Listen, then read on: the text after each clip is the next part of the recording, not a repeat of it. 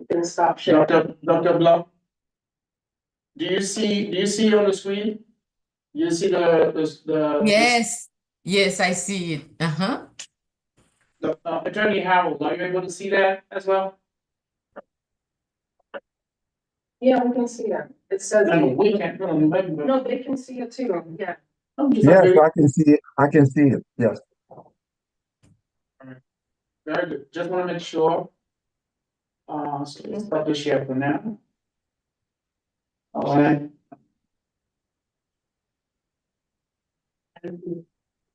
We have 13 so far. 5 minutes. Okay. Anything we want to run over? The agenda. Any questions? With the So you're going to, Did you look at the agenda? you're gonna introduce the. Want to introduce everyone? Mhm.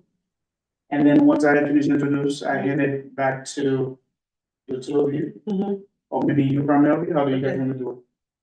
I'm just going by the order on the list. Okay, Yeah. so you're gonna introduce and then, and then we'll start with Judy. Or she Yeah. is the first person? Yeah. So then we have to play the 1 minute. And it's a music, it's just- Yeah. Mhm. And then she'll go, and then I go, and then he goes, and then she goes. Judith, Dr. Pierre, Yes, Attorney Harold, and Dr. We're going through the order again. And when we're reviewing the agenda, make sure, I don't know if you have any questions, or if Attorney Harold Stash has any questions. no, not really. Not really? Okay, good. No, I don't have any questions. Well, one question. So besides just answering questions, will we have some sort of a time at the end to make a final statement or just close things out a little bit? Yes, you will, you will. If you look at the agenda, you Okay. do go over your ongoing efforts in the next step. So, and in your presentation, if the time doesn't allow, as part of your segment, if towards the end, there are certain things you would like to add, you want to make some remarks, definitely, we can include that as part of the Q&A, part of the session. Okay, let me, okay, I'm gonna check that out. Dr. Judy, beside what you wanted me to place, anything else you need as artifacts to project or anything like that? You're on mute. Yes, I do have some slides. Do you want me to send it to you? No, No. it's better for you to Even put on. better, what I'm gonna do, I'm gonna make all of you guys co-hosts, so you'll be able to share whenever you're ready. Give me a second. Okay, wonderful. Thank you. Where the green button is? Share. Yeah, you see the arrow up, multiple participants. But I don't want anyone in the. Oh, okay. That Session. happens? Oh. That's why I usually do. No, that's why I always do webinar, because with webinar. No, you control more, but what I can do, that is what I was saying. I just give them co-host, yeah. Yeah, just make her, when you make it co-host, it Yeah. control is within ourselves, essentially. Make co-host. Yes. We should utilize a co-host.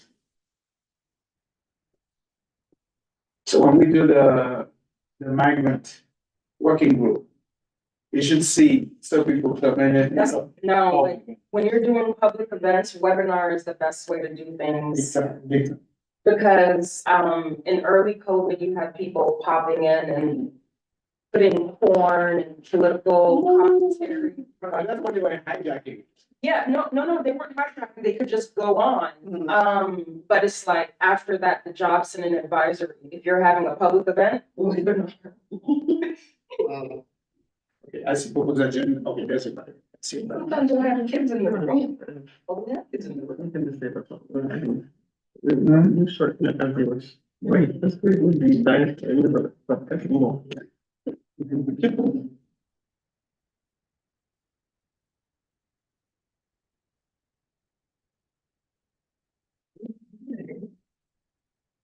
I think we can just save this and then that. with this perspective and then, yeah. So now I wanted to prepare some slides and project the pictures of. You should have asked me, I could have done it. And back then, I think they wasn't sent it to me sooner. I didn't get it immediately. No, but look back at it, you could picture, put in the room back at that.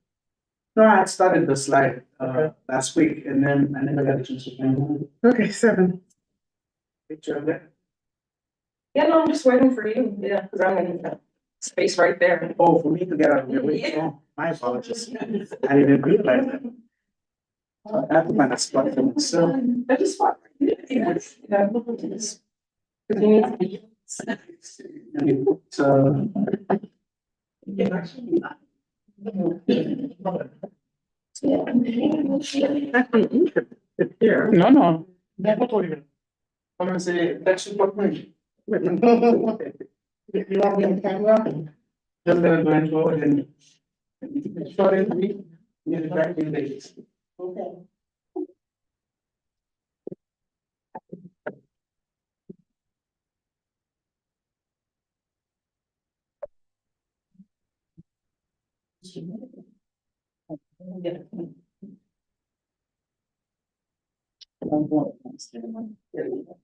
Good. So. I'm not cutting this. So, I just wanted to, like, an important reminder. Do you realize that today is UN International Day of Remembrance for people who were victims of slavery and transatlantic slave trade? But it's not the 25th, it's actually, is it the 25th? It is the. It's today, yes, it's today. What a coincidence, no? I know, so today is the Remembrance Day. Yes, yes, yes. Mhm. Celebrate the day of the general slavery revolt in Haiti. That is also a day that the UN celebrates and commemorates. That's the day they chose. Yes, they do. But today, this is the International Day for the remembrance of people who were victims of slavery and transatlantic slave trade. So, yeah, I thought, I don't know, at some point I thought you knew. No, not that one. I knew of 24 août because of the, Okay, that's the one I recalled. yeah. I see the hand of our ancestors behind that. They wanted to be remembered today. Remember, would you remember? I mean, you will not have me disagree on those things at all. Yeah, because this is the rescheduled day. This is a schedule. This is a rescheduled day. We're supposed to do it Tuesday, the I know, I know, I 18th. know. So there is no coincidence. There are. Let me move this up. Give me 1 second and then we're gonna go live.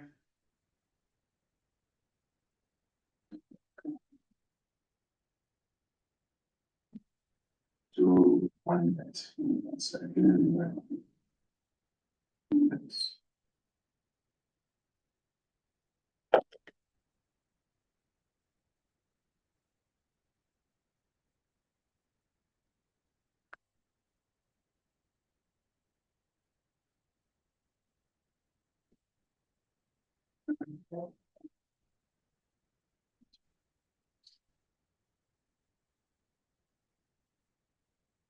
Thing I have to stand up when I'm talking. But they want to see, you won't be able to see. Unless you guys don't think that's important. No, we should stand to do the proper AHP intro. Yeah. Hold on. Second. I'll pull all of the lock it. Hold on. Hold on.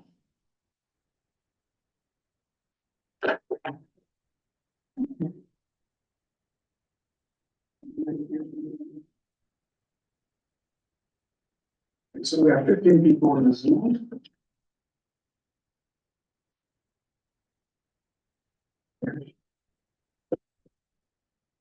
Right, so. Sure, this is right.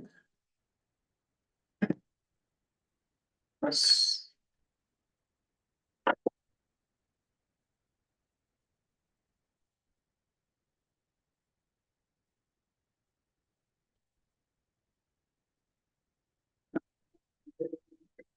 We're actually being live streamed right now.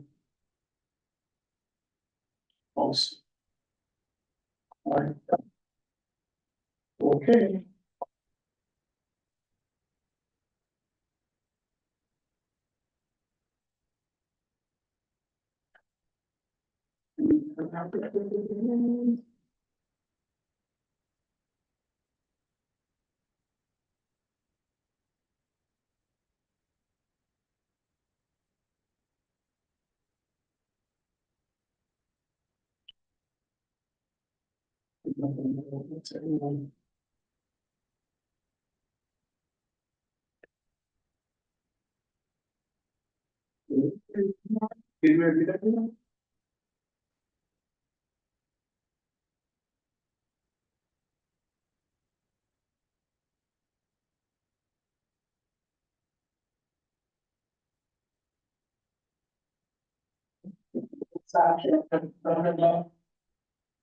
Do you see your screen?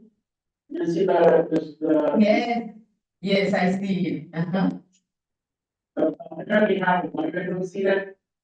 What's going on? It's for YouTube, that's fine. All right, good evening, everybody. I think we are now live. Does everybody hear me on the chat, on the Zoom chat? Yes, we hear you.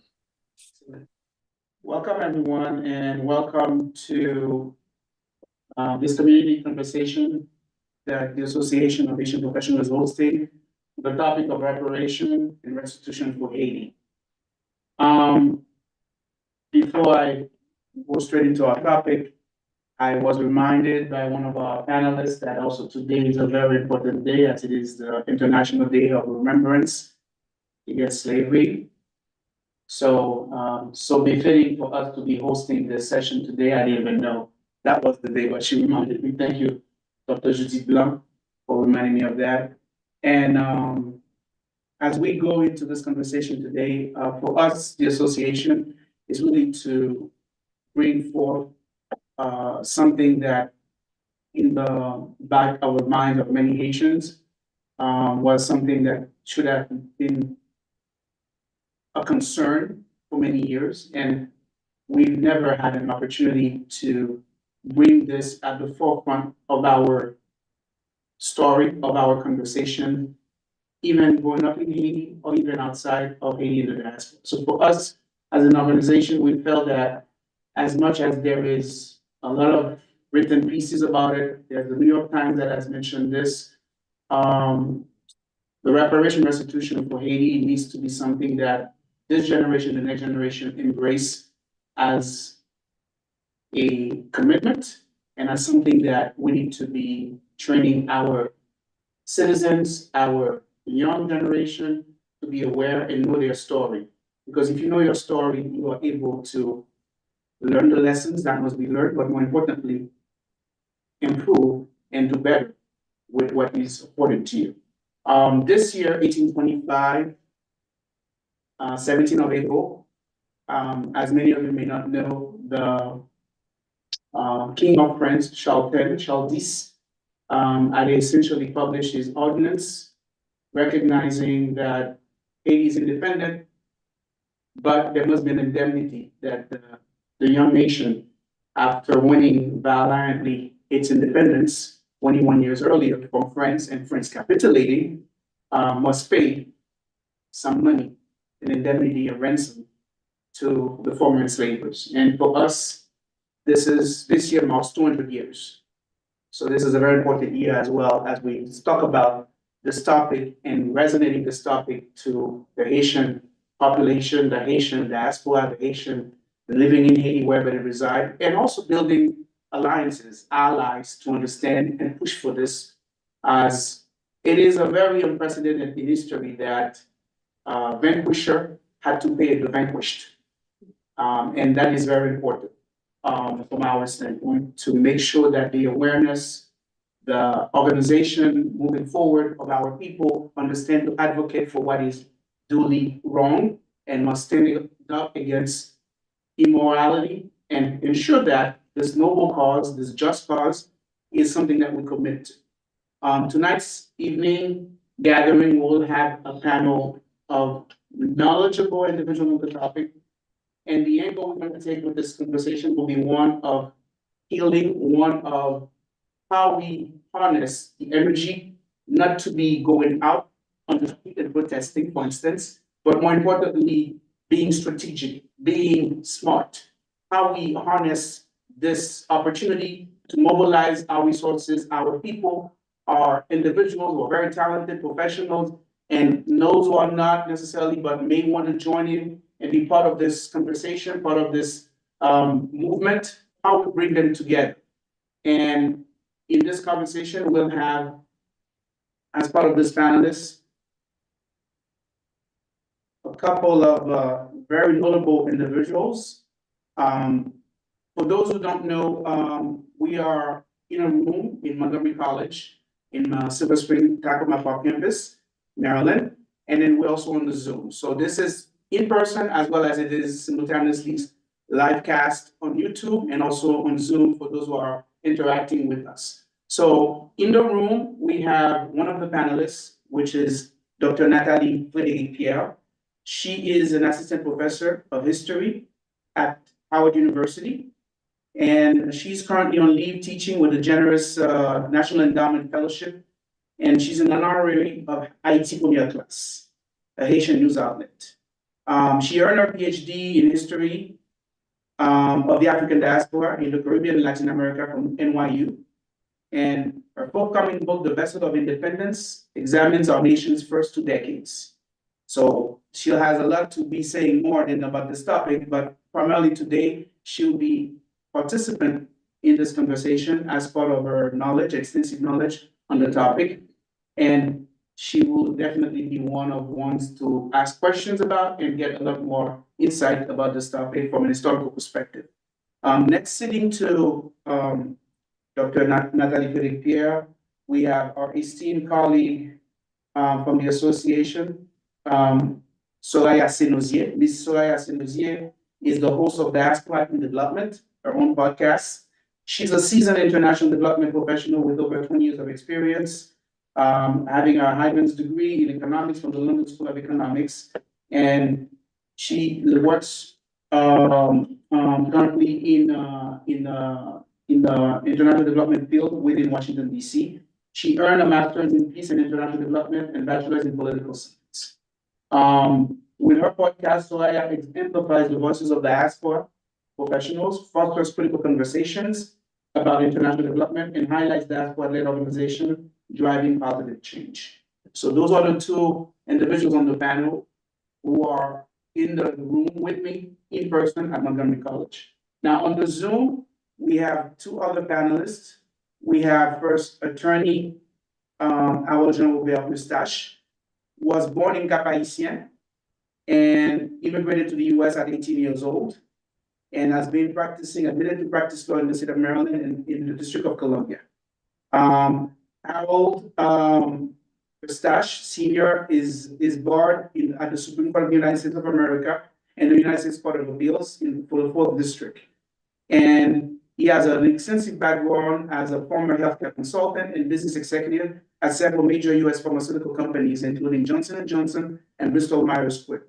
One of the important things that with this session, Mr. Harold Eustache Sr. will be highlighting is the legal action case that he has right now in the District Court of Maryland against entities that benefited from the indemnity that was imposed on Haiti. So he'll be talking about that extensively, and that will be a very important part of the conversation. So we understand there are avenues, there are frameworks, there are options to fight back and get reparation and restitution for Haiti. Other than attorney Harold Eustache, we also have esteemed colleague, Dr. Judith Blanc. She's a multilingual assistant professor of psychiatry and behavioral sciences, head of community outreach at the Center for Transnational Sleep and Circadian Sciences at the University of Miami, Miller School of Medicine. She's also the founding director of the Holistic Families Lab at the same institution. Dr. Blanc has a lot of research she's been doing with collaboration with the NIH and other institutions one of the key elements that I think is relevant to pinpoint when it comes to this conversation here today, Dr. Blow would highlight essentially how we go from our state of healing, having had traumas, and having had a lot of the wrongs that our ancestors went through in the process of our birth as a nation, and how we can leverage some of these to essentially bring about the restitution and reparation that Haiti is so deserving. And one of the reasons also why Dr. Blanc is also on this call, she's also part of the Comité National Haïtien pour la Réparation et la Restitution in Haiti. So which is an important part. She can also highlight what is going on with this committee and what they are about. So without further ado, we're going to proceed into the session. And our first speaker will be Dr. Judith Blanc. And before I proceed with that, there is a very important piece of music she would like me to play for us beforehand. So I ask all of you for your attention as we begin the session. Just a quick summary of housekeeping. We will move to a Q&A towards the end after the panelists are done with their presentation for about 10 minutes each of them.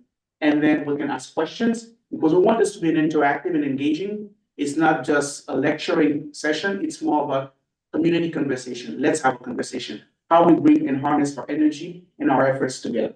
So with that said, I'm moving into the song that Dr. Blanc would like us to play for about a minute. Thank you.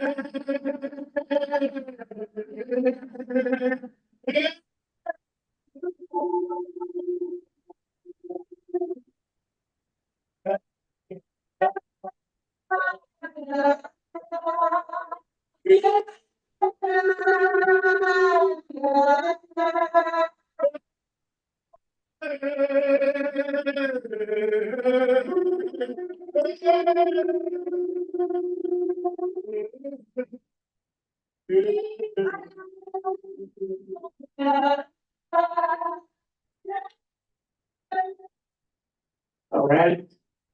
Dr. Blanc, you have the mic. Thank you. Thank you so much.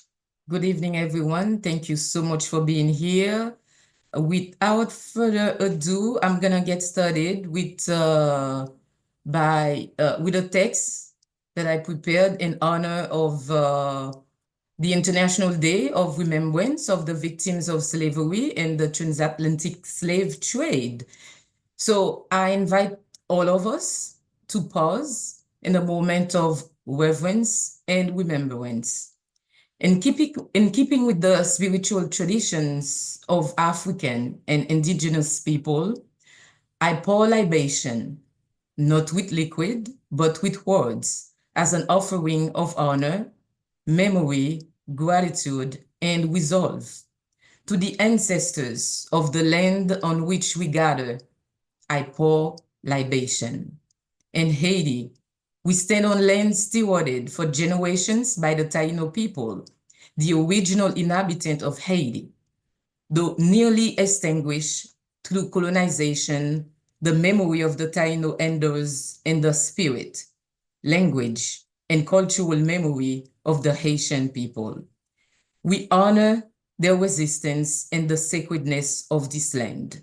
In Miami, Florida, where I'm located, we acknowledge the ancestral lands of the Tequesta, Miccosukee, and Seminole peoples.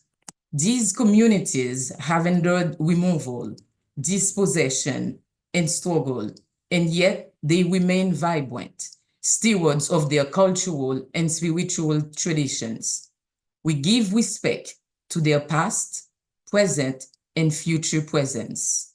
At Montgomery College, Tacoma, Park Silver Spring campus in Maryland, we acknowledge that this land is the traditional territory of the Piscataway and Anacostan peoples.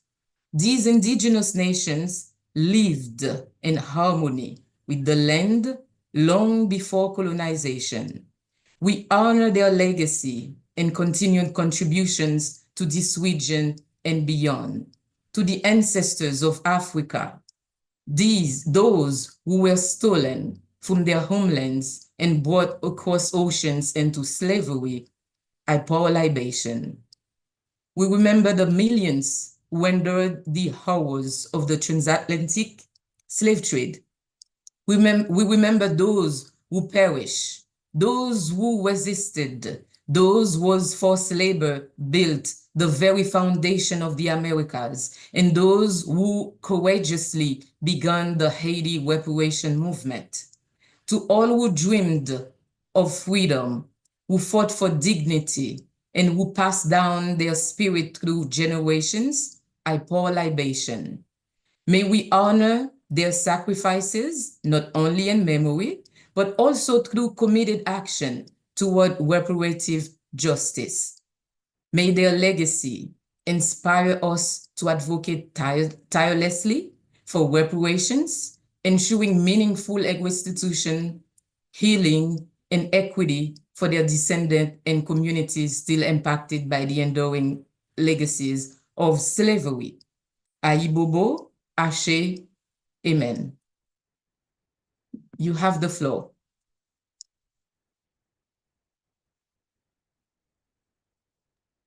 Now we're turning over to Dr. Nathan here.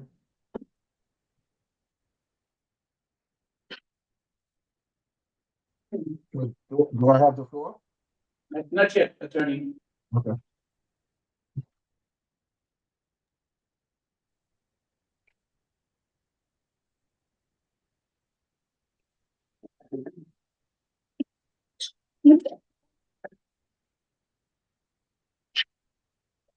So good evening, everyone. Thank you so much, Dr. Love, for that moving opening. So I'm going to keep my presentation very brief because I think it's very important for us to exchange our ideas in the sense of a brainstorm or a assemblage. So I have three main points that I want to get over. So first, the transatlantic traffic of African people, the historic number that is given is that 10 to 12 million people survived the Middle Passage. But when we are thinking about the gravity of the transatlantic traffic of African people, the number is more toward the number of 25 million to 30 million African people were kidnapped and deported from continental Africa. So when we're thinking about restitution and reparations, it's a global conversation from the moment that our African ancestors got onto the boat, the ravages of the Middle Passage, and wherever it is that they landed in the Atlantic Ocean. For us, we're speaking specifically about Haiti, but I just want to begin the presentation anchoring that this is a conversation across the African diaspora. We as Haitians have a lot to offer to our brothers and sisters across the African diaspora who are trying to get their reparations and or restitution. And we can also learn from what other groups are doing to get reparations. And I'm thinking about CARICOM's 10-point restitution and reparations plan, which I will include in the chat at the end of my presentation.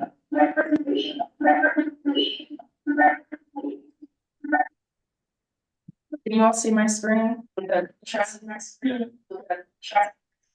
Yes, we can see it, yeah. Okay, excellent, thank you. So one of the reasons I love speaking to an Association for Haitian Professionals audience is how well informed we are about Haitian history. So everyone in this room, everyone on the chat is aware that in 1825, under the presidency of Jean-Pierre Boyer, he made an agreement with the King of France to compensate French planters for the property, both in land and in people that they felt entitled to in exchange for political recognition. Political recognition is an important part of being part of the family of nations. Without political recognition for the first 2 decades of Haitian existence, they were not able to trade equally, they were not able to be protected because they were not recognized as a legitimate state. So the document that I have on the stage, right on the screen right now, is a document that, oh, okay, there we go, thank you. Yep, there we go. Thank you. I'm glad.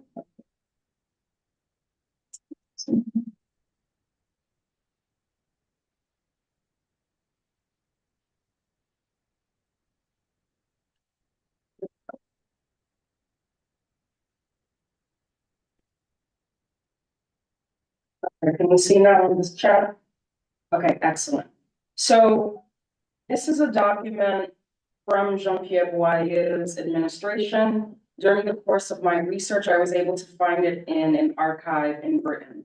So in this time period, Haitians are communicating literally about every policy decision that they're making on behalf of their Haitian citizens. And this document is Jean-Pierre Boyer's attempt to hype up Haitian citizens for this indemnity that he knew they were not going to agree with. So much so that in July, when the French arrived with 14 boats armed with 494 guns surrounding Port-au-Prince to execute this agreement, when the Frenchmen arrived onto the island, Boyer didn't even allow the Senate to see the treaty. They hid it in a velvet box and recited it orally, and they had an oral vote at the Senate. It is afterward that the Senate realized what the agreement was, and there was so much anger. But in this historical time period, when this document was published, the Haitian state was actually funding a bunch of parties, lavish parties trying to create this propaganda that agriculture would increase in the country. But what does that actually mean to the ordinary Haitian citizen? That simply means that they're going to be toiling more on their lands and not receiving any of that benefit. So as we know, the original indemnity was 150 million francs. And by the late 19th century, half of Haiti's national budget was going toward the debt. By the start of World War II, when the US had the first occupation of Haiti, that debt constituted 80% of Haiti's national budget. So we live in the ramifications of that decision, and our conversation tonight is primarily solution oriented. We understand that it was a decision that had been long considered by people in Jean-Pierre Boyer's camp. So for example, the first idea about paying an indemnity came during Pétion's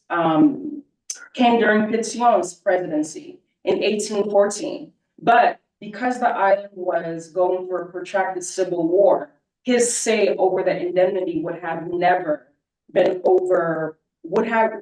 overpowered by Christophe's more superior navy in the north. But nonetheless, what type of legal solutions are available to us? What type of cultural reparations are available to us? And as I said, I wanted to keep it brief, and I'll stop there. Oh, I'm so sorry. I didn't go through my slides. Okay. These are so important. Okay. Okay.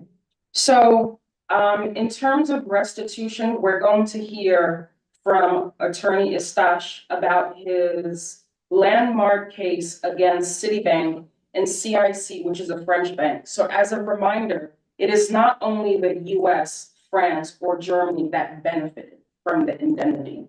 And then we're going to close out again with Dr. Blanc, who is part of the committee that is based in Haiti. Because again, these conversations are not only happening across the African diaspora, they're happening on the island and wherever the Haitian diaspora exists, and we need to hear all of those voices.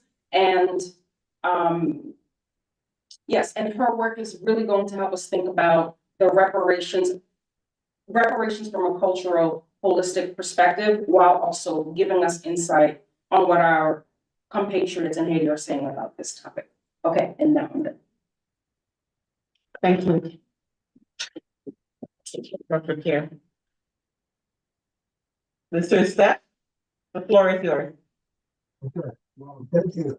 Well, first of all, thank you for the invitation to be among this august panel and learned panelists.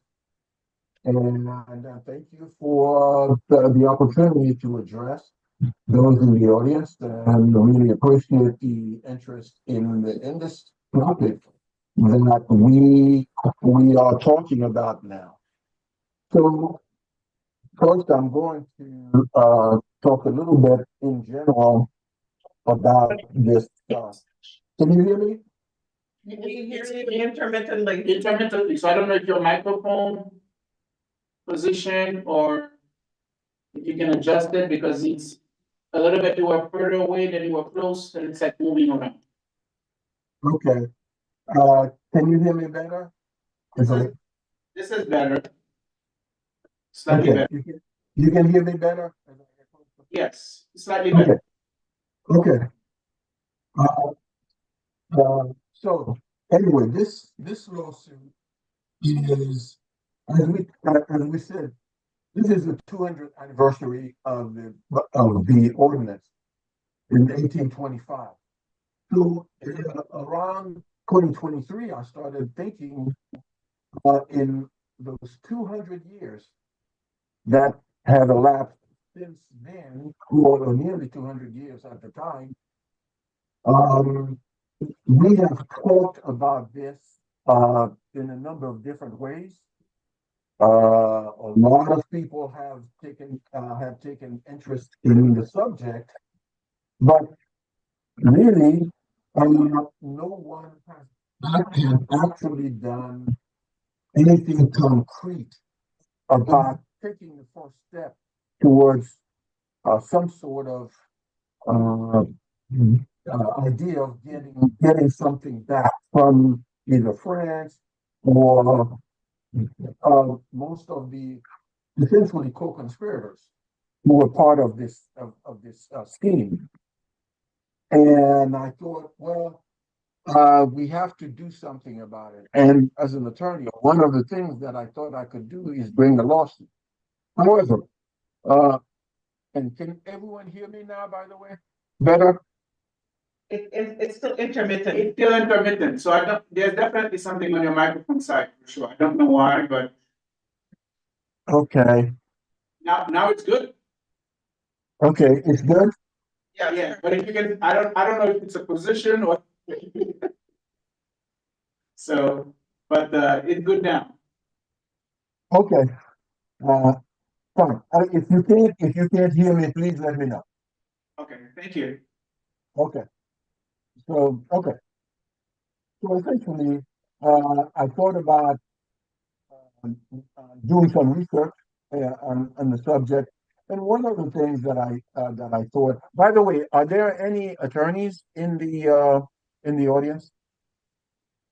Not sure. Let me see. Okay. Yeah. Anyway, and then they're invited to comment after that if they want. There are these two that I know on the audience that I send the Zoom. We have Pierre Vital, we have Michel Vidrene. These are folks who are trained in the law. Okay. Okay. Okay. All right. Well, anyway. Okay. Well, good. So anyway, what I thought I would do is take a look at basically what we have done so far and see what else can we do to really bring this subject, this topic to the fore, to the conscience of our people. And one of the things that I looked at is whether who we can sue, obviously. I know there has been talk about suing France or suing the United States. However, I know that it's a fairly tall order to endeavor to sue a sovereign state from the United States, uh, like France, for example, or to even sue the U.S. government. In fact, there have been at least some cases where African Americans had sued some government or some private parties that, well, with respect to reparations for slavery and so on. But as far as these cases, as far as I know, they were unsuccessful in the courts. So this is a very, very tall order. One of the things that I thought is instead of looking at government, is to look at the non-state actors. And who are the non-state actors? The non-state actors are the banks, the financial institutions that were co-conspirators with the state actors in the scheme. And in fact, so much so that we have come to call Haiti's indemnity debt a double debt, which is simultaneously a debt to the state and also debt to the bank. So I thought, okay, these banks, they are uh, just as guilty, if you will, as the governments that participated in the scheme. And so what I thought about doing is, since these banks are private parties and they are here, we can access them here in the United States instead of going against state actors who potentially will have a substantial immunity as a defense against a lawsuit. Uh, it's best to approach it from from the point of view of the non-state parties. So I decided to research into suing Citibank, and I didn't know quite how to reach the banks in France, but in doing some research, I found out that EIC had substantial business here in the United States, Crédit Industriel et Commercial. They have substantial business here in the United States. So I thought they were, to a certain extent, vulnerable to being sued here in the United States. So I started this lawsuit specifically in the area of restitution of the debt, about the debt. Let me just make a little bit of a difference right here between in the law between reparations and restitution. So reparations is really about it's focused on the plaintiff's law, basically about some wrong that has been done, something that has been lost, and the plaintiff We don't hear you at all. It's all mumble. okay. Let me see if I can Whatever you just did, it's clearer now. okay, can you hear me now? Yes, we can. It's clearer. Okay. Maybe if I go more slowly, you think that will help? No, or louder. Louder, maybe. Louder. Okay. Okay. So how about this volume? Does that help? Yes. Okay. So I wanted to make a distinction between restitution and reparations. So when we talk about reparations generally, we're talking about uh, a plaintiff's loss. We're talking about, in this context, we're talking mostly about um, slavery. We're talking about uh, basically being compensated for everything that was done to our people, or in other countries to those people for everything they had to endure for during slavery. When we talk about restitution, restitution is a what is called an equity doctrine. It's really about fairness, mostly about fairness and justice, and it's not so much focused on the plaintiff's law. It's focused on the defendant's gain. So restitution is really focused on the defendant has gained something that they do not deserve to have, and it's fair and just to have them return that back to the owners. Okay, so well, the reason that I wanted to attack it from that standpoint is really, for reasons that are legally significant. For example, if we come at it from the plaintiff's loss, we're going to have to bring a lawsuit in a legal action in law versus in equity, and the two are treated just slightly differently in law. The suit in equity is mostly about fairness and justice, and therefore you have a better chance for a judge to be able to look at what is fair and just part versus specifically the letter of the law. And because this is something that is very old, about 200 years, I knew that there would be issues with what is called the statute of limitations. Can you hear me? Yes. Yes. Okay. So there would be significant issues with statute of limitations. Uh, because in general, statute of limitations don't last for hundreds of years. It's typically about 3, 4, 5 years, that range.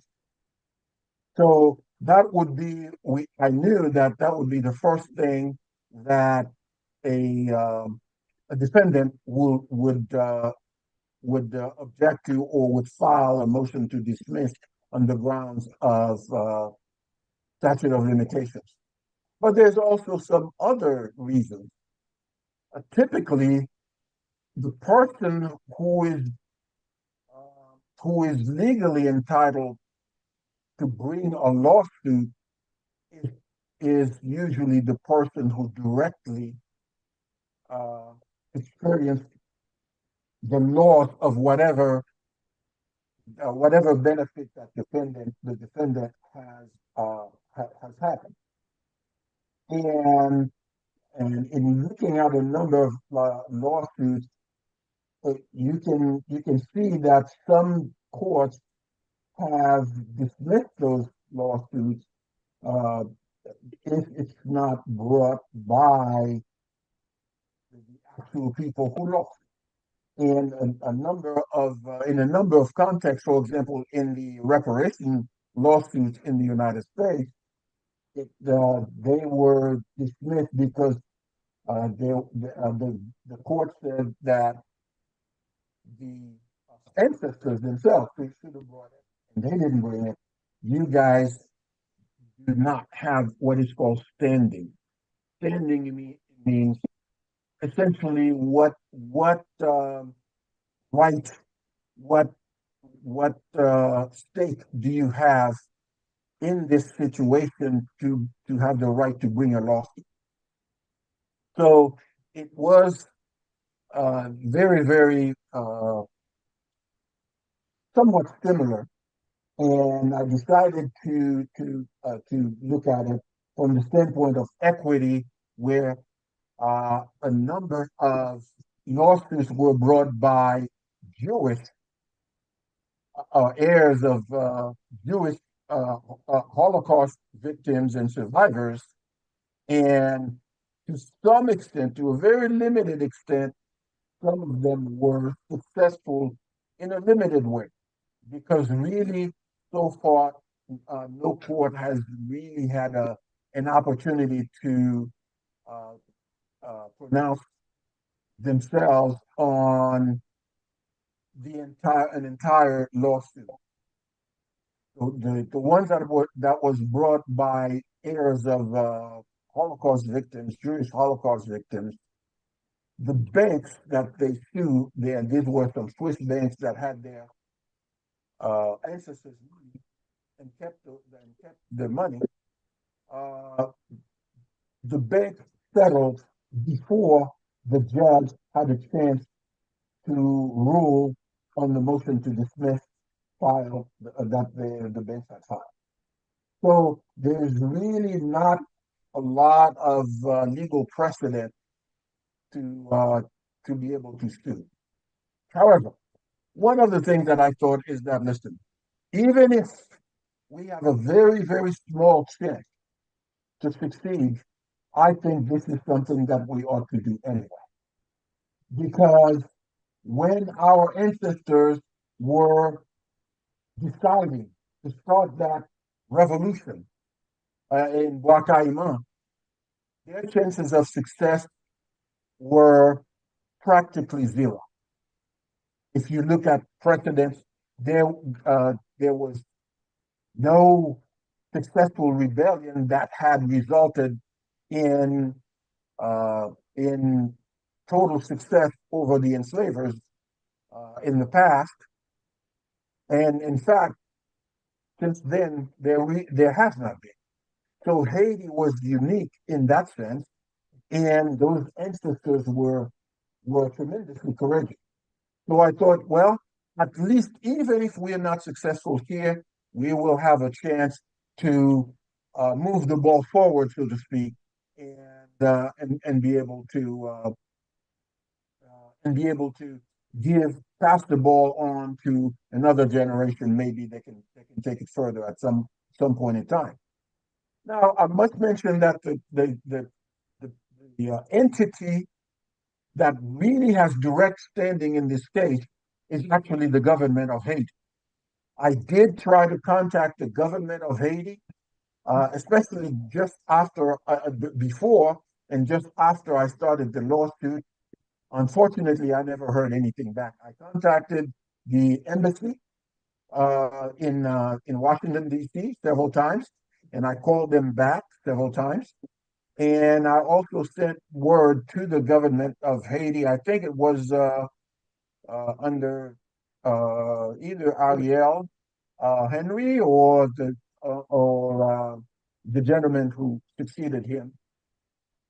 I know to Dominic Dupuis, and so on and so forth, but I never heard back from anyone. So I decided, okay, we are going to do this on our own. So I started the lawsuit, and so far, where we are with this lawsuit is as predictable as is predictable.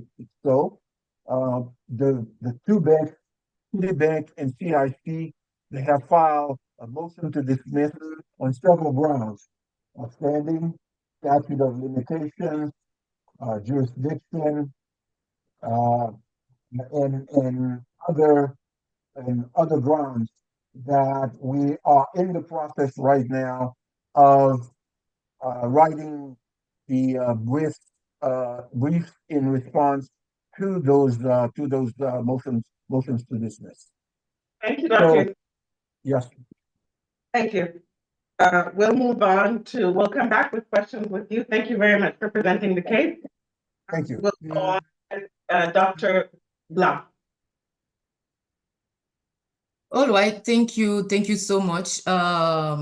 I mean, before I dive into my presentation, I wanted to take the time to thank all the organizers for putting this together. This is it was so much needed. And I hope it's the first, right? And it will open to a lot of multiple community conversation around the topic of reparation and restitution. Okay. So I'll try my best to be brief. My name is Dr. Judith Blanc. I am a full member of the Comité National Haïtien for Reparation and Restitution. So as part of that committee, I created, or I am co-leading, a working group that focuses on historical and multi-generational trauma, as well as health reparation. As you can imagine, I have a public health, psychological background. So from my end, with the colleagues from that working group, such as Ronald Jean-Jacques from UEH, as well as Ernest Barthélemy and Gerda Nicolas. So we are interested in the public health aspect of that historical fact, right? So I went ahead with Ernest over the past 6 months. And what the data I'm presenting today, it's really a culmination of a work that I also studied over almost 1 decade ago, right? So this is built on the overwhelming data that we have in the field of health disparity and health equity research. I was already the principal investigator on the Haitian well-being study. So we were already collecting data on the impact of gang on public health as well as mental health.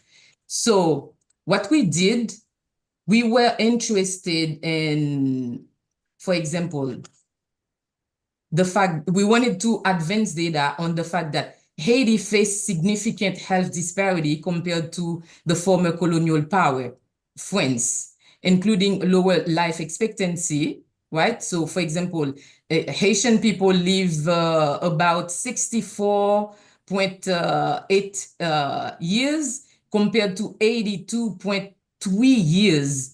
And Haiti, for example, have a higher infant and maternal mortality rates. But we have all these compelling statistics, right? When it comes to the crisis, when it comes to the public health crisis. And there is also that rising call for reparation and restitution. These challenges are compounded by mental health issues, food insecurity. 50% when it comes to France, this level of food insecurity, it's acute. It's about 30% moderate. And then when it comes to Haiti, I found that it's about 50% and it's acute.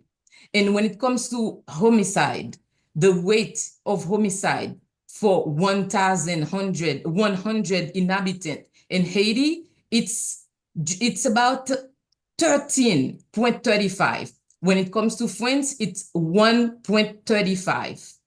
So with rising demands for France to return Haiti's independence, limited data exists on how slavery, reparation, and restitution could impact Haiti's public health and community well-being, and how healing programs might be effectively implemented.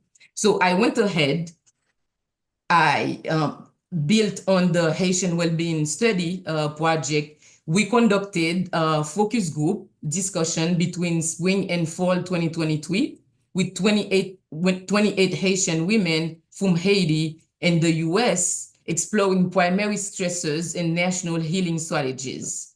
This was followed by a comparative analysis of health data from Haiti and France. So I already gave you some numbers when it comes to life expectancy, morbidity, and healthcare infrastructure.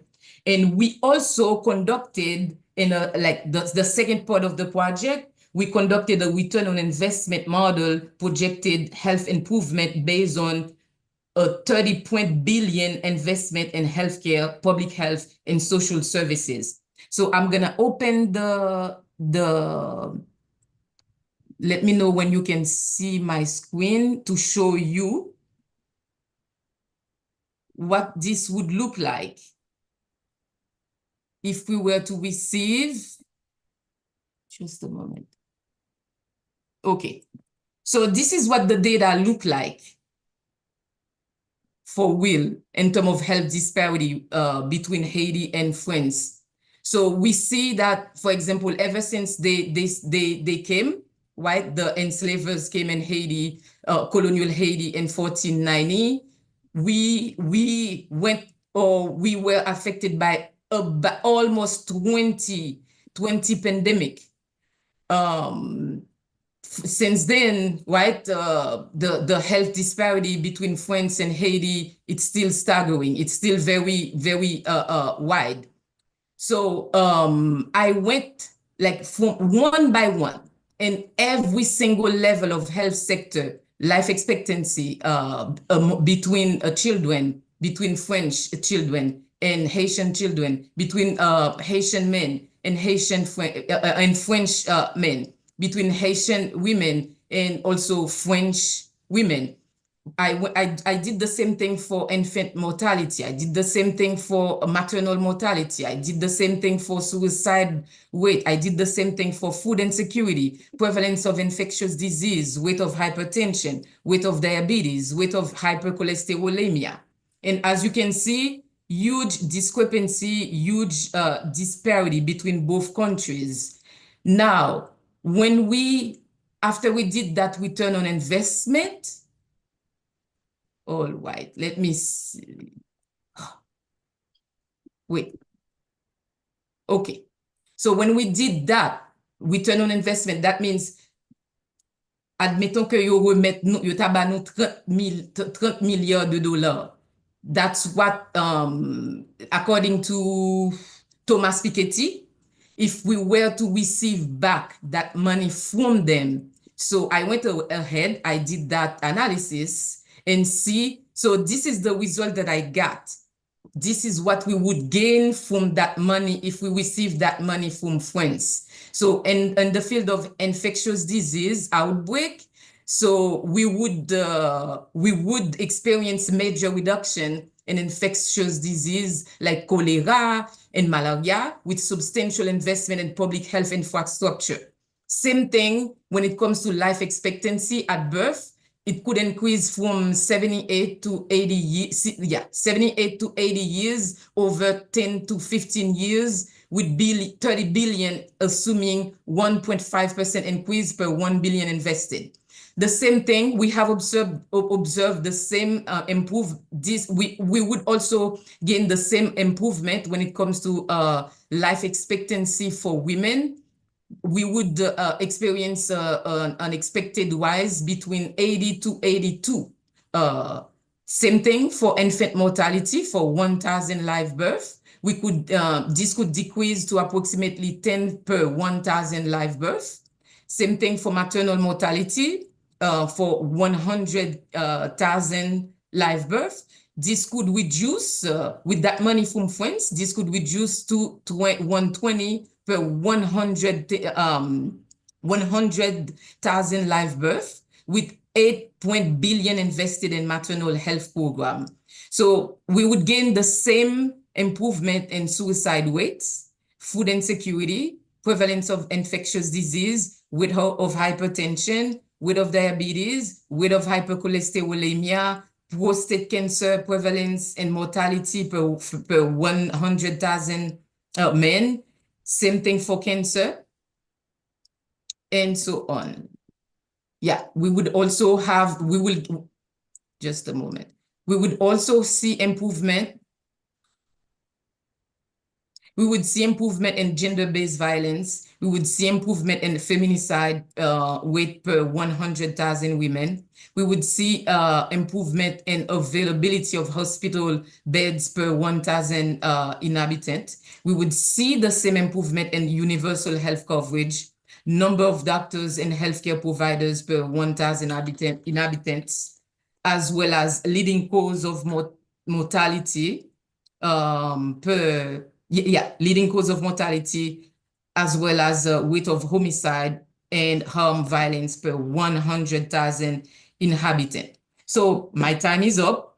I really want to give space for people to ask questions. I don't want this to be too overwhelming. So I'm gonna stop here, and I'm open for questions with regard to that body of work that I studied with colleagues within the context of the National Committee with Ernest Barthélemy and Candace Sternberg.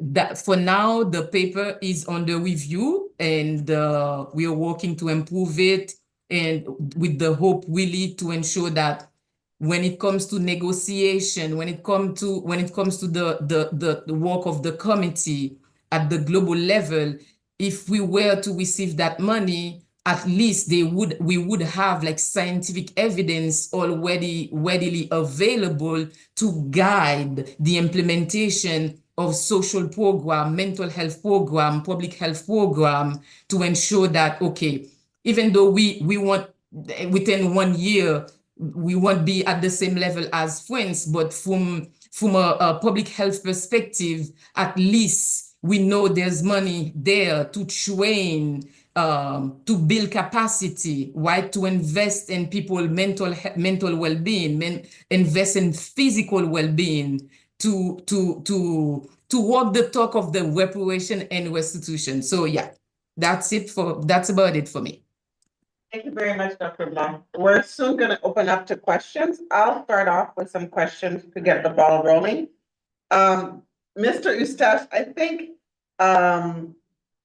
what you've done is monumental to introduce a legal action case against Citibank and credit industry.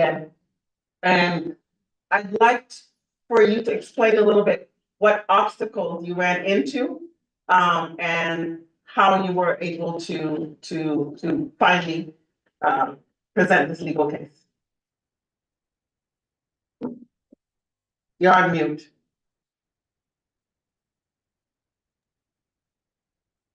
Okay, can you hear me? Yeah. Yes. Okay. Well, thank you for the question. There are a lot of obstacles. Well, the first obstacle is, of course, money. Starting a lawsuit on any level costs at least some money. And even though I am an attorney and I'm able to bring the lawsuit myself, but I've had to dig into my own pocket to pay for all of the fees, to serve, for service, for court fees, and so on. What the more important obstacles are legal obstacles. The banks, obviously, they have top law firms working for them with each one has probably about 4, 5, or 6 lawyers working on the case versus I started off myself, but at this point I have 2 other attorneys that collaborate with me,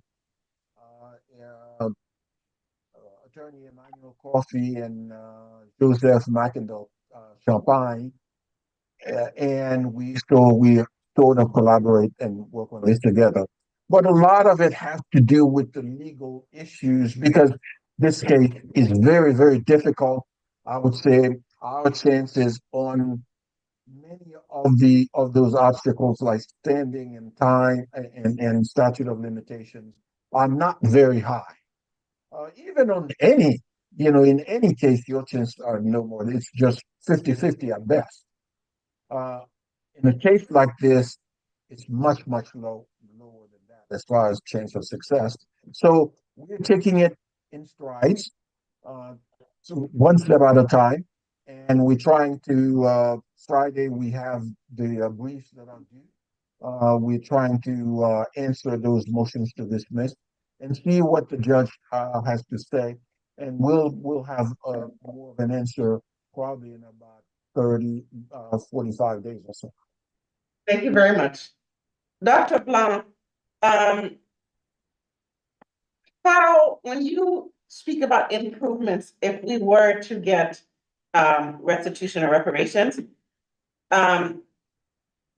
these improvements, how soon can we expect these improvements, and do we have the systems in place to help us? Yeah, okay. So if I understand well, you want to understand if those improvement, like projected improvement, if we would have the infrastructure to implement them. Is that correct? Or those programs, is that correct? It's a two-part. We talk about, you say that life expectancy would raise, the ability to come back with diseases would raise, but how long can we expect that? A lot of times when we talk about, for example, we talk about generational wealth, it's not usually the first, maybe the second generation that feels that. So when we're talking about this type of improvement, would it be when could we expect that, and do we have the systems in place for that? Yeah, so it's really an economical it's formula. I just use a formula, right, to calculate how much it would, not only the percentage, but also how long we would have to wait. For example, as you can see from my screen, when it comes to universal health coverage, with 12 billion invested, for example, because in order for you to I don't know, to grow healthy and to live longer, you also need money, right? So 12 billion invested in that area, we could see the improvement from between 10 to 15 years. Those are really like mathematical. So for now, we are just working in the prospect of probability. If we, for the universal health coverage, for example, with 12 billion, this is how long, right? So what I projected is that between, yeah, okay, let me read it to ensure that I don't say something that is inaccurate. So universal health coverage could be established covering 70 to 80% of the population within 10 to 15 years if 12 billion is invested. So we would have to take into account not only the amount. This is very important to ensure that we don't, we are not gonna just go out there, we go after friends. I don't want people to just go after friends and then take anything from them. That's very important, because that's the problem that's happening right now. We have the CPT going in friends, and they are not studying the conversation. They are waiting for for the French people to study it. But if we already have this kind of data, okay, even though, yes, it's just probability, but at least if we have it, we know what to ask for. And we also, the fact that I already created this list for each health sector, showing that, okay, between France and Haiti, this is how much health disparity, this is how much the gap is from a generational standpoint and also from a gender standpoint. So now we know if we want to improve, to reduce this disparity, we need to ask XYZ amount, and then with enough money, because I understand, okay, it's a bit ambitious, this kind of analysis, it's very ambitious, but the money, we also need the money to invest in those people to help create that systemic change to ensure that, yes, okay, when it comes to the gap that we are seeing between Haiti and France, so if we receive the money that that they owe us, we can invest. We can do investment, systemic investment. We can do multi-generational investment. We can do projection to ensure that, okay, we beat those gaps. So basically, that was the idea behind that kind of analysis that I conducted. Thank you very much. And for you, Dr. Pierre, what role can public education play in fostering greater understanding and support for this movement? Thank you for that question. I think in terms of awareness, people are aware about the Haitian indemnity and efforts to get reparations for Haiti. What I think is lacking in the public imagination is clear parallels of success and failures to Attorney Eustache's point. Because there are successful examples of individuals suing non-state actors. And there are also cultural reparations that are happening. What do I mean? So something that happened in the last 2 years, I believe, Benin negotiated with England to have some of its Benin bronzes returned to their country temporarily.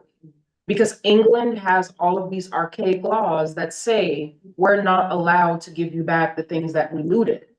But because of all of this racial reckoning after the murder of George Floyd, these governments realize people are aware of the theft that they have done. So the solution that they came up with the Benin bronzes was the British government agreed to help the state of Benin prepare museums that were capable of receiving the Benin bronzes. And they are planning an extended loan so that these Benin bronzes can now be viewed by the citizens of that nation. However, at some point, they will be returned to the United Kingdom. The other one that I wanted to share with us is, let me just, can I get a screen share on the internet? Let's do it. Sure. No, what's the internet? Right here. Right here? Okay. Let me see. So for example, the Anglophone islands through CARICOM, they have been working on reparations for the English Caribbean for decades at this point. And it's a multi-pronged effort. They have scholars who are doing it. And in the model of Dr. Blum, who's with us, they have scholars who are on these committees for reparations. And they do celebrations like celebration is too much of a word, but a memorial. So today's memorial is one of the ways that we are informing the public about these issues. So let me just pull this up.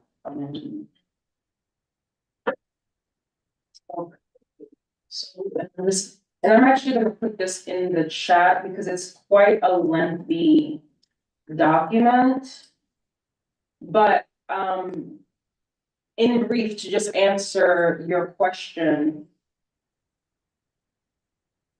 the best way to inform the public is to acknowledge the work that's already being done and learning from all of these examples. So the lawsuits, in my view, is not the only way to raise public awareness. Because, for example, the document that I shared earlier, why is that in a British archive instead of Haiti, right? So there are a lot of conversations. And what I really liked about the Benin example was they recognize that the countries that are going to receive these restitutions, they are underdeveloped in some ways. And before the bronzes are being returned, they are doing real construction projects to receive those things. So in the same way that US African Americans are the closest they've ever been to reparations in this country, there is a cohort of people who want to, okay. Can you post it? I don't post it. Yes, there's a cohort of people in the US who, despite the current political moment, they are trying to anticipate when US Africans receive these funds, what are the best places to invest this money? So these are the ways that we can raise public awareness in my view. Thank you. I'll open it up to the people on Zoom or here, but I think there's a question from Jessica Hayti Saint-Ville. Do you want to pose your question? Yes, thank you. Thank you very much. Greetings, everyone. So I'm looking at actually building from the last speaker with regards to all of the work that has already been done. The Durban conference was back in 2001, and we saw how the slavers reacted. They ganged up, they boycott, they kidnap presidents, and they will not hesitate to kill, as they have done with Patrice Lumumba, Thomas Sankara, etc. So what currently is the tallest hurdle preventing restitution of the Charles ransom to happen? Because it's a low-hanging fruit. It's high robbery, it's documented, it's a finite amount, it's clear who stole the money, and it's clear from whom they stole it. But is it legal? Is it logistical? So which is the tallest hurdle, given what we saw, how the white cousins, the French, the Canadians, and the Americans conspired and worked together to kidnap the president who demanded the restitution, Dr. Jean-Bertrand Aristide? Do we have enough Africans who are not scared to carry this on? I really want to comment on that, because what we are dealing with, we are also dealing with historical trauma, right? I don't like when people just start talking about the Haitian case as if, oh, it's very easy. Other countries, they went through that too. But when I do those presentations, I like to put the emphasis on the fact that our case is very unique. We are the one who had to pay back the enslaver.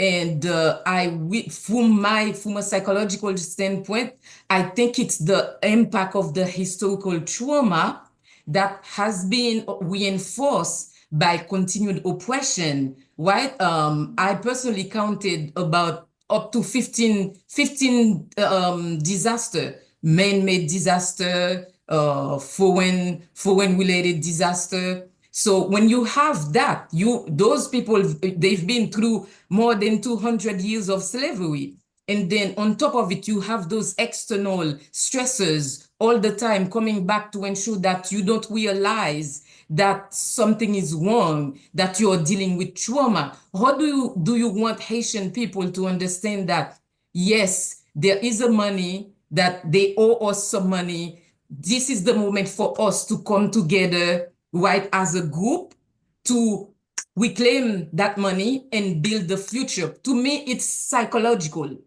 That's it. Before everything, like the political aspect, before the legal aspect. Okay, I know people will say, okay, but we don't have the political infrastructure right now to receive that money because we don't have a government, they haven't been elected. But at the same time, what do you do with what's happening in Haitian people's mind? We are a traumatized nation. Pay attention to whenever we gather together, what's happening between us. So there is this consciousness. We also need to, at some point, we need to pay attention. We need to understand something happened to us, something happened to our ancestors, and that they probably pass it down to us. Although the resilience aspect is something very, very, that I also want to ensure that I don't only say that they pass us trauma, but they transmitted us their trauma, and oppression continues. So we need to see this from that historical trauma standpoint first, before we go into the legal aspect, the political aspect, the logistical aspect. There is something that we need to heal from first, to understand and come together as a nation, as one, and ensure that we get that money from France. And seriously, I'm really happy to see this consciousness being how Haitian people right now, particularly at the civil society level, how we are understanding every single group. Now we have multiple groups being created, and here today we are having that discussion. This is really unprecedented. But at the same time, are we really emotionally ready? That part, this is the biggest aspect of this movement. Emotionally, we need to be ready in order to really benefit from what's happening at the global level. And if we were to receive that money, to ensure that, okay, we don't start finding each other, because this is also the biggest part that is coming to us. If they give us the money, how are we going to organize? Are we going to be really, truly united? Really, we are not healed yet. So this is a lot. This can get messy, and this is really more complicated than you think. That, okay, is it political? Is it illegal? It's beyond that, and that's exactly why. That's the goal behind my work, actually. That paper that I just briefed you about. The goal is also to raise awareness about the urgency for us to understand that this is the moment for us also to do on your auto-reparation. C'est-à-dire, we are not going to sit there waiting for friends to just give us the money and provide an apology. Yes, this is several steps. This is part of the reparation movement. But us as a nation, as a group, we also need to do that. We need to also to understand that we also need an auto-repair, a self-repair movement, right? For example, we started that conversation with me introducing a song to call our powerful African ancestors, right? So what about what if we started doing that at every single discussion, every single gathering that we are having among Haitian people in Haiti and also in the diaspora? Can we start by acknowledging those people, right? Almost a 250,000 people perish in the transatlantic slave trade in Haiti. We know, okay, globally it's 15 million, but in Haiti, nous besoin tout pour nous, comme si, take stock. How many people that have we lost in this transatlantic slave trade? Combien filles, combien familles, combien filles ont été violées, combien familles qui détruites. Et c'est pas seulement healing que nous besoin. We don't only need that healing from the enslavement. We have also 15 disasters qui passaient depuis 1492. Tout le monde sait qui mourit. We also need to honor those people. So when we gather together to ensure that, okay, Haitian trauma doesn't show up, et puis li empêche nous parler, li empêche nous moving forward, we need someone qui train in culturally tailored trauma therapy or ancestral healing to start with how I studied that gathering today, because we need that. So, en fait, m'parle en pile. M'pa konen si m'te vle kampe pour m'te bay lot moun repon. But I just wanted to really put the emphasis on the healing, the urgency for healing that we need. M'pense ki one of the biggest hurdle. Thank you. I think what you said with a lot of passion and very well received. Fabiola, you have a question? Please go ahead.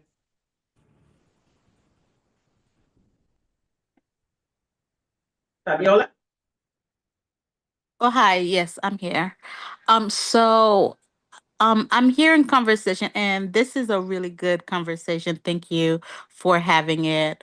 About, reparations back to Haiti, and the attorney mentioning that he is filing suits to get our gold back from Citibank. I hope that's what he was talking about. I don't know if it was another suit that he had going on, but I didn't hear enough tonight about some of our stolen artifacts.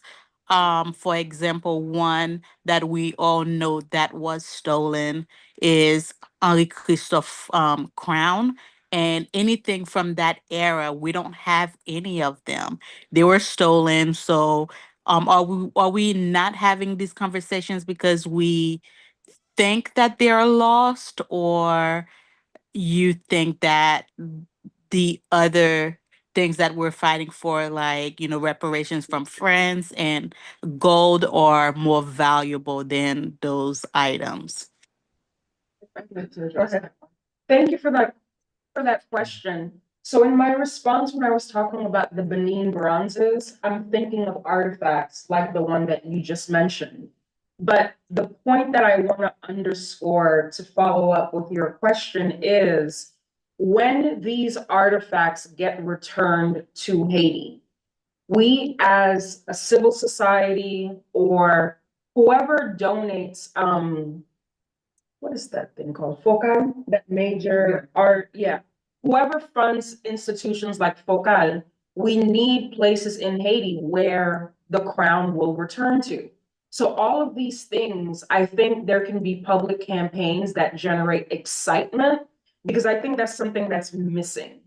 Yes, we understand the harm that has happened to Haitians, but in order for this to be a multi-generational pursuit of restitution, we need to get people excited around the possibilities. So this is one of the things that I really appreciate about Dr. Blan's tables earlier, because this is pure imagining of what we could do with this restitution.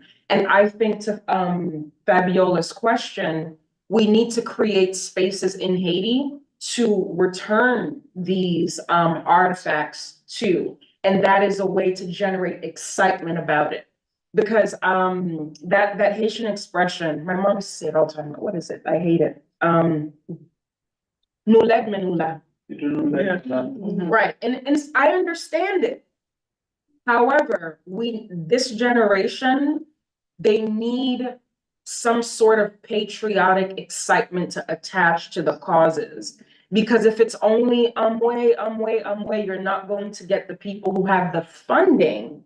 That, in my view, is the biggest obstacle for a restitution's legislative action. Thank you very much. Thank you. Any more questions? I just wanted to add a couple of very, very quick points. One is I want to add that in our lawsuit, we're not just suing about gold, because the gold, we have the data, the information about that. But at the time, that was worth $500,000, and which in today's money would be somewhere around maybe $2 or $3 million. However, what we are suing about is also the illegal payments that were made to those banks, because they were made on the basis of an illegal contract, essentially. And and therefore, those payments altogether over 120 years amount to somewhere around 21 to 25 billion dollars. So that's a much more substantial amount of restitution that is owed, other than just the gold. And the other point that I want to make to Dr. Blanc's point is that the trauma that Haiti experiences is unique and more than any other trauma. Why? Because Haiti was the first country to break the of slavery. No other country had to do that. No other country had to experience that trauma of breaking the back of a 300-year-old institution that was the economic engine of the world, of the Western world. And Haiti was the first country to break the back of that institution. After that, many of the other countries, even though they were traumatized too, but they were not made to pay as much as far as, sacrifices, as far as the embargoes for decades. And they also but they would have the opportunity to negotiate their, to negotiate with the enslavers their freedom. Haiti could not do that, but they could do that because Haiti had already done the hard work. Thank you. Yeah, and actually, I always include a slide that I didn't present to you today. I also try to remind the audience when I present on that topic of the fact that Haiti also, we had one of the coolest colonial system, the French one.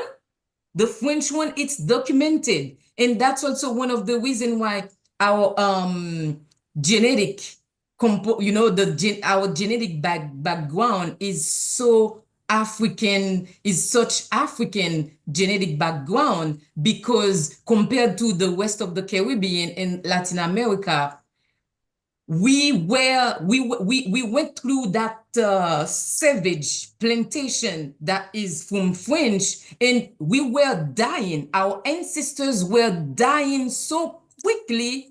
So instead of them trying to improve the material conditions of the enslaved people, they would rather bet on more, like they were importing more Africans, more Africans, more Africans. So that's why 75%, at least between 75% to 95% of our DNA, it's mostly Haitian DNA, it's mostly African. So trauma, it's for real. The historical trauma, it's something that we really cannot we cannot minimize it when we analyze the impact of enslavement, the impact of colonization on what's happening in Haiti right now.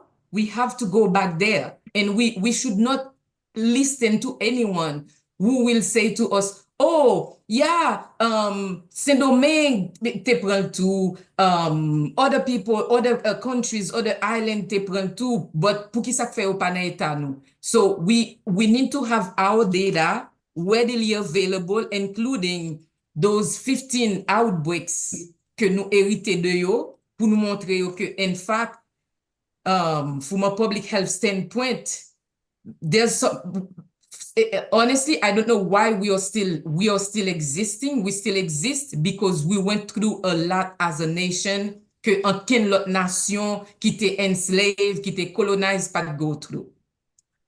Thank you, Dr. Blanc. Wow. Any questions from the audience?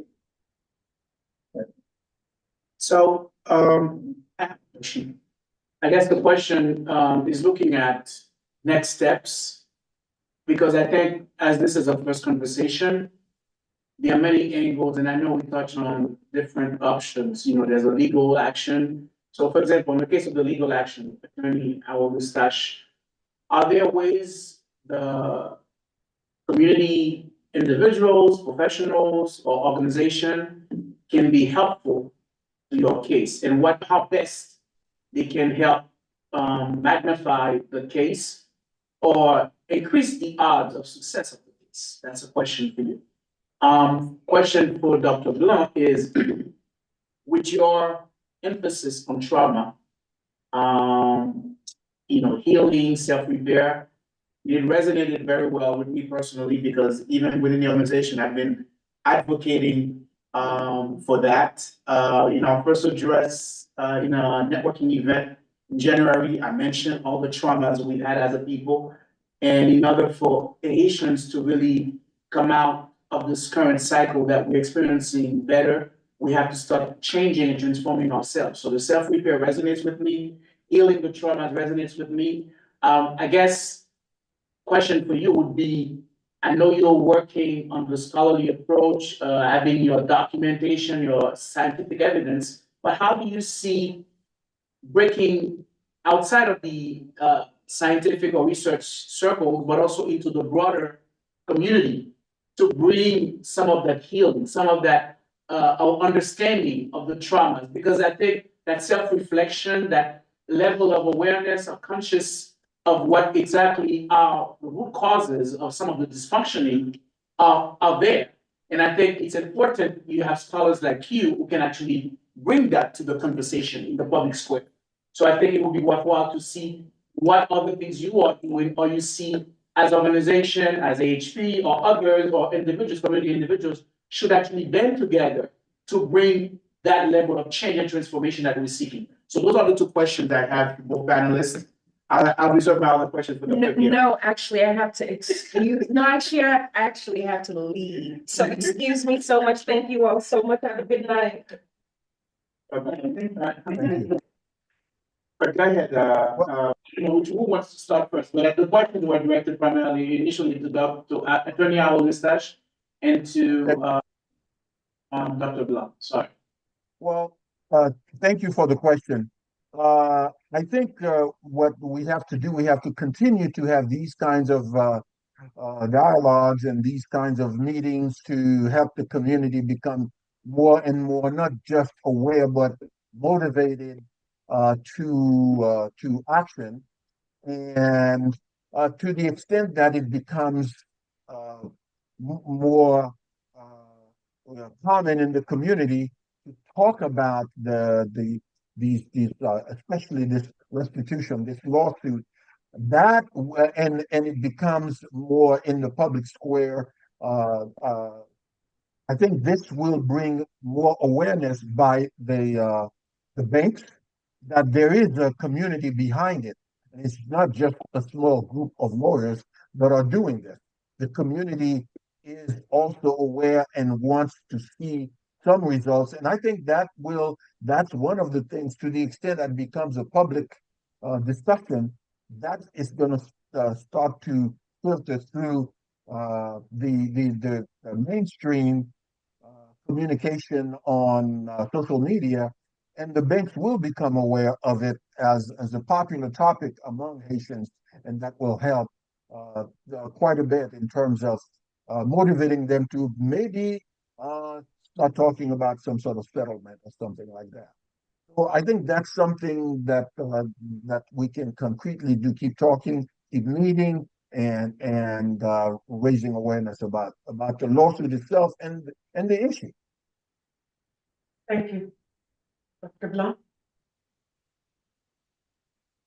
Yes, so I understand that you would like me to do recommendation or to clearly show how my plan to ensure that this content become public information, like become like everyday information among the like lay Haitian. Is that correct? Is correct, because I think, again, the work of awareness is still, as much as it may be to us who are on this call, Yeah. we are aware, but we don't represent the 80, 85, 95% of other nations out there. Because for them, whatever the challenges are, it's more about surviving. Those conversations never take place. So the question is also, how do we get some of the solutions you're proposing, like the healing and self-repairing? Yeah. Yeah, okay. Exactly. Yeah, this is an interesting question. So beyond, publishing those kind of academic paper, that's also one of the reasons I accepted to join the Comité National pour les Réparations et les Restitutions. It's really volunteering. They don't pay. And really over the past 6 months, I have worked really hard with that committee and public facing, communication, education. I know it's something that I had advocated for a lot within that group to ensure that we remain connected with the public. I made several propositions, for example, such as organizing conference, such as opening social media account, right? For now, of course, I'm not as active as I used to be since they studied that committee. But we had retreat, for example, in Haiti. I went in Haiti in October. We tried to ensure that when there is a national event, we publish, we have we have like press release. For example, when the Emmanuel Macron, I don't know if we remember that Emmanuel Macron had this, very problematic comment about why would they fire the prime minister, that ils sont complètement cons. So I was among one of the leader of that. There was a note that our committee, we published to protest, right? And then after that, we publish a further wood. So for now, we are functioning really without any budget. I'm sure like once we get that money, we get, financing, we have enough from a logistical standpoint. We would probably be be doing a better job communicating with the public if we had a permanent secretariat. For now, the way really I try my best to be involved and to ensure that the information, my scientific data is something that will become public knowledge. I'm on social media. I'm really active on social media, always posting about the result of my research. And the fact that I joined this conversation today is also part of community outreach that I'm doing. So really, I do a lot. I join a lot of community outreach, community event. It's also for that reason. It's because of my goal of ensuring that, okay, I participate in the education, the awareness campaign around that topic, and I talk about my work. So for now, this is what I do for the moment, because that's the only, that's the one that's the least expensive for me to do, but I remain open, of course. I am still part of the WhatsApp group that UEH create for the Comité National pour Réparation et Restitution. And I will remain open also to join other talks, other public events when it comes to those kind of conversation. And I also have a plan, like when I first started with the committee, I created an entire draft plan that remain in draft mode, where I listed several small public event that we can start, such as working with the schools, working with the media, educate the media, create event, like several cultural event. So most of those conversations we had today, or some propositions we had today, such as proposition made by Dr. Pierre, were really part of previous conversation that we already had within the context of that committee. But again, our biggest issue is finance. It's the logistic. We are just functioning with a bunch of high caliber scientists, community organizer, and our only way we communicate is through WhatsApp. So for now, we are really the working condition of that committee is really not ideal. So all the beautiful projects that we had in the beginning, it's still really, it's lagging behind, because the CPT, gouvernement pas vraiment, financially, they are not supporting the committee. They are not supporting us. They are, sometimes when they are going places, such as when they are invited to places such as those international gathering on reparation, or in honor of people of African descent, because they have to show that they are doing something. So this is when they would come to us and request for input, for report. But without even acknowledging or officially or recognizing that committee. So from a political standpoint, it's not the condition that our working condition is really not ideal. Yeah. Dr. Blanc. So we're over time. I know that there is Sarah Hashmi. She has several questions. I'll invite you to pose one of those questions and then we'll end.